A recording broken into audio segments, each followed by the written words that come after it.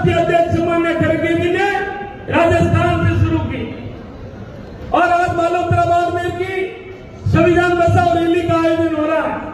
आप सभी भागीदार बने।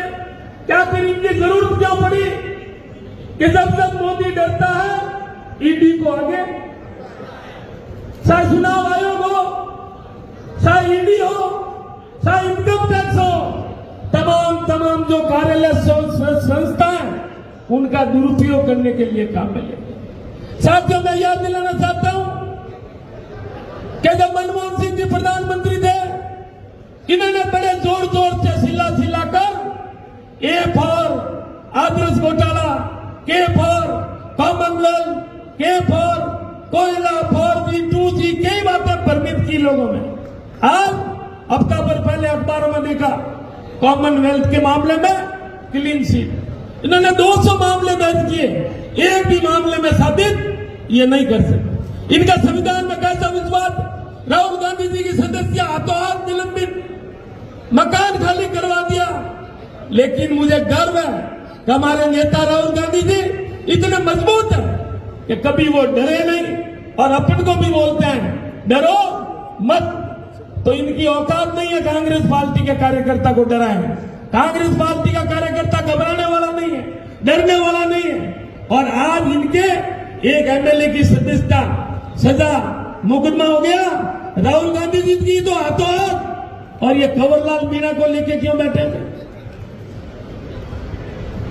जब मनमोहन सिंह जी प्रधानमंत्री थे, ये कह रहे थे लाल आंख करके बात की जाए, ओबामा की बातें की।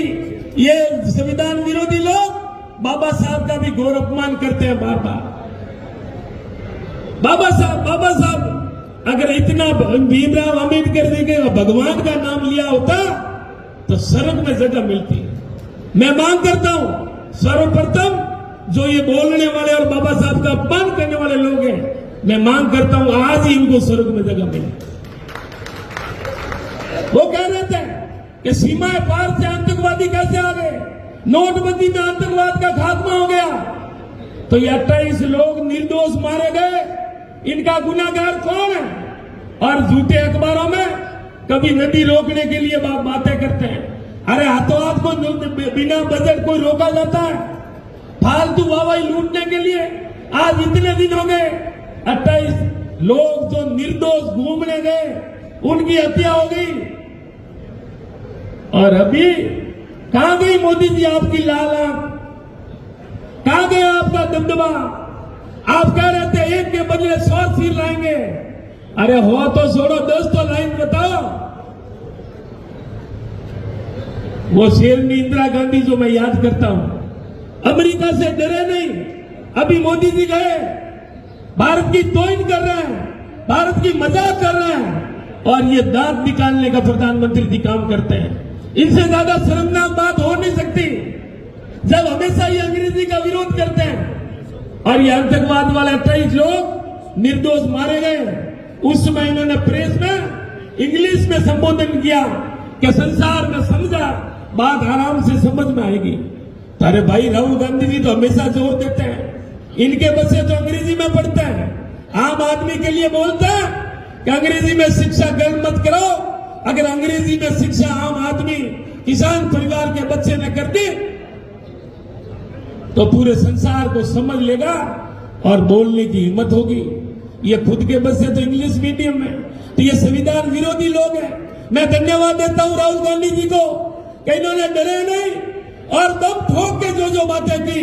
इन्होंने कहा नोटबंदी खतरनाक है, तो ये खतरनाक साबित हुई। उन्होंने कहा कोरोना में आपका प्रबंध सही नहीं है, तो ये सही हो गया। अब जातिगत गणना के मामले में ये कांग्रेस पार्टी और राहुल गांधी जी की जीत है।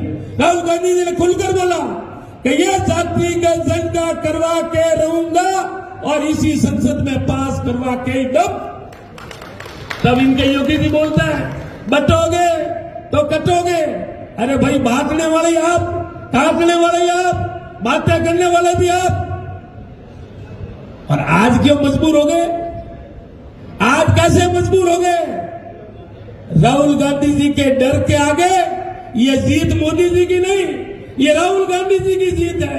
राहुल गांधी जी ने दम ठोक के कहा कि जो जिनकी भागीदारी है, एक शरीर का एक्सरे की तरह जनगणना भी जरूरी है, और जनगणना के मामले में मजबूर होकर राहुल गांधी जी की बात को मानने के लिए मजबूर। ये जनसंख्या वाली राहुल गांधी जी की जीत है। मोदी जी किस मुंह से बात कर रहे हैं?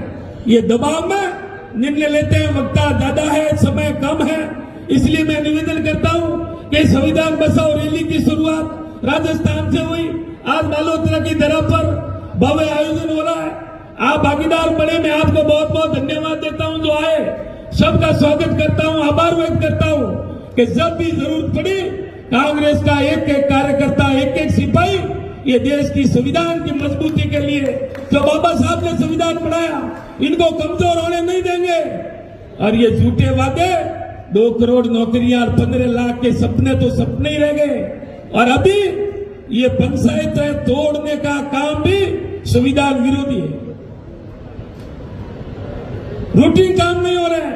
पूरे संसार में जनगणना हो गई, हिंदुस्तान में 21 के बाद 11 का आंकड़ा है, अपने पास में कोई तस्वीर नहीं है।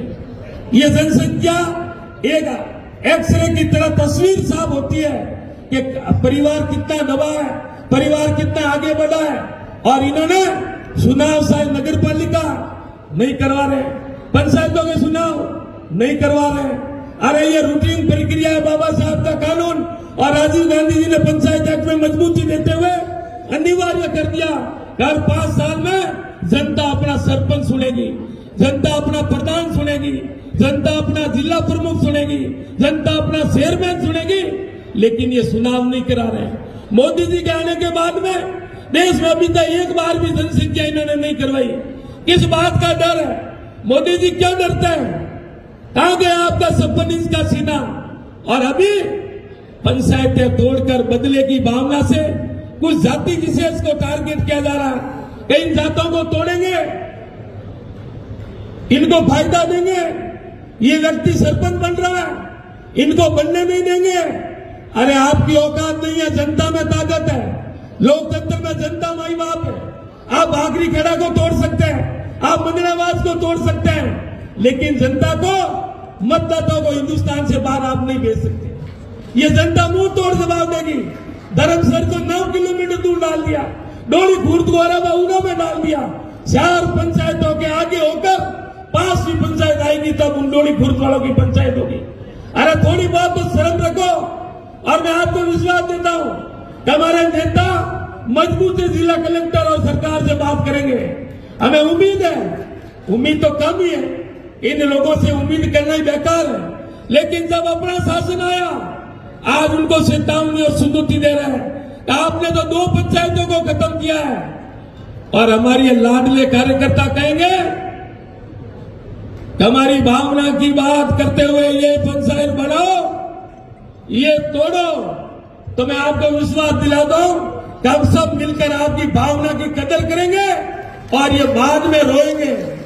एमएलए के पास आता है तो एक कॉपी उनके, मैंने पहले भी कहा कि भोपो रुपए पावलिया तो रहता, पर एमएलए रुपए पावलिया जो बिना पद, उस व्यक्ति के पास में कोई पद नहीं, एक कॉपी उनको ही दे देना। अरे भाई आप कमजोर हो, जनता ने आपको विदाई सुना है। और एक ही नहीं, बाप और बेटा दो काम कर रहे हैं, तो तीसरा पावलिया की कतई जरूरत है।